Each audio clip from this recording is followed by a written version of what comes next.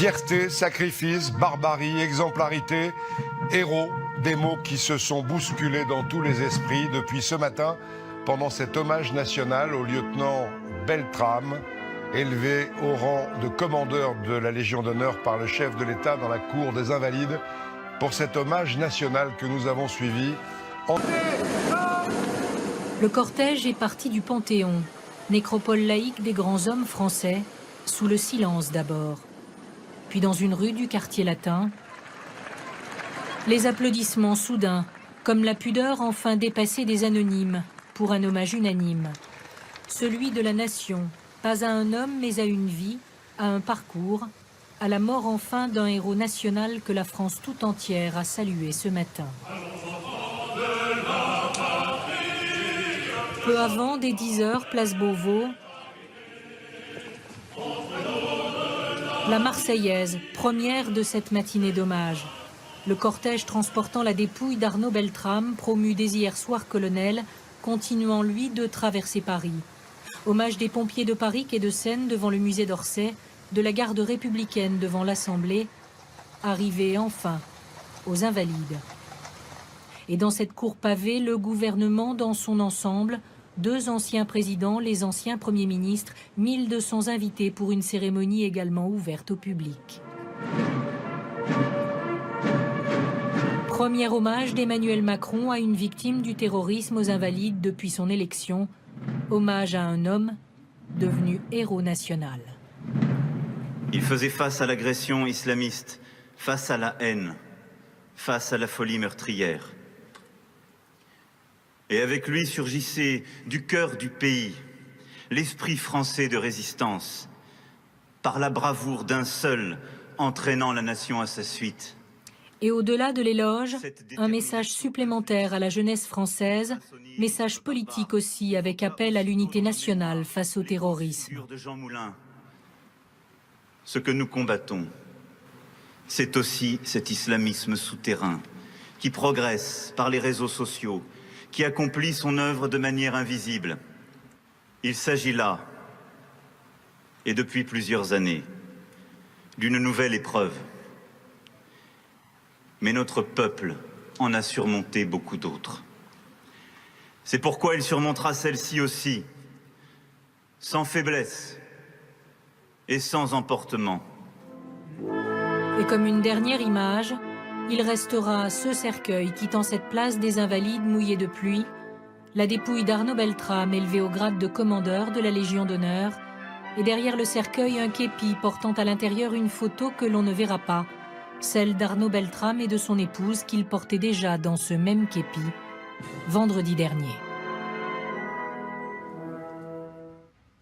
Une émotion immense dans cette cour des Invalides et à l'extérieur en pensant à Arnaud Beltrame et en pensant bien évidemment aux 3 autres victimes du terrorisme, Jean Mazière, viticulteur à la retraite, Christian Medves, le boucher du supermarché, et puis Hervé Sosnal, un des clients du magasin. Christophe Jacubizine, exemplarité, unité, résistance contre la barbarie, c'est les 4 mots qu'on peut retenir de l'éloge du président et de cette matinée. C'est vrai, pour le chef de l'État, Arnaud Beltrame nous a rendu notre fierté parce que face à l'adversité, il s'est élevé, voilà ce que dit le chef de l'État, l'un d'entre nous venait de se dresser, l'esprit français de résistance par la bravoure d'un seul, et il a élevé Arnaud Beltrame au rang de résistant, on peut le dire. Il a cité Jean Moulin, Pierre Brossolette, Jeanne d'Arc, le général de Gaulle.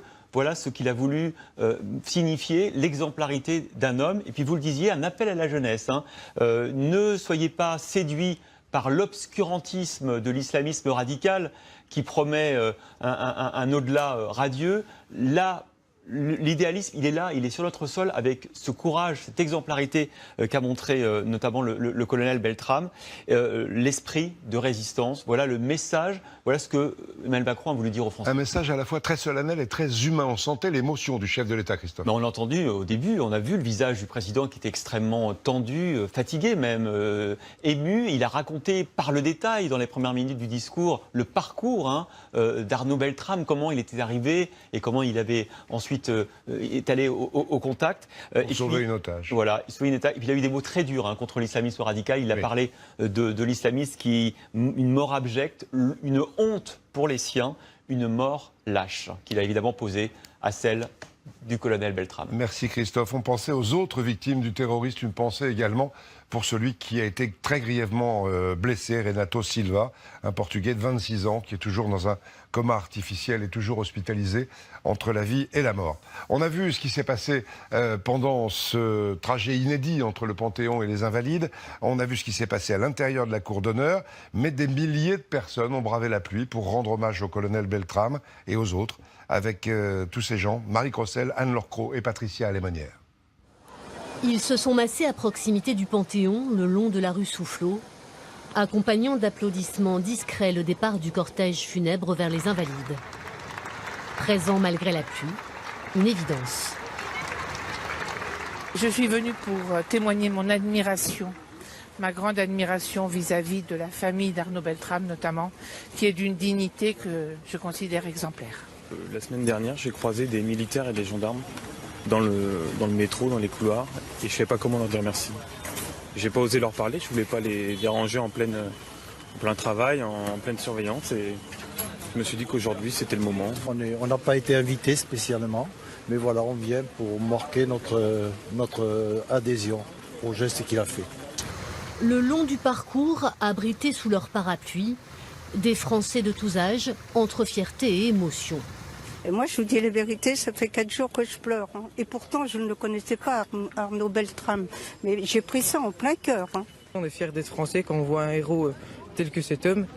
Et puis on observe qu'on est aussi bien protégé. Je pense que c'est dans ces moments-là que la France doit être unie. Le regard un peu perdu, ils accompagnent le cortège. Élèves, officiers, anciens combattants, gendarmes, Français tout simplement. Qu'est-ce que vous avez ressenti quand vous avez vu passer le convoi funéraire ? Une très grande émotion, déjà un silence, un très grand respect vis-à-vis de cet officier de gendarmerie, des personnes présentes ici. Sa mort n'est pas inutile. Elle va redresser sans doute la force des gens à rester ensemble. Un héros source d'inspiration, c'est le vœu émis par la famille d'Arnaud Beltrame.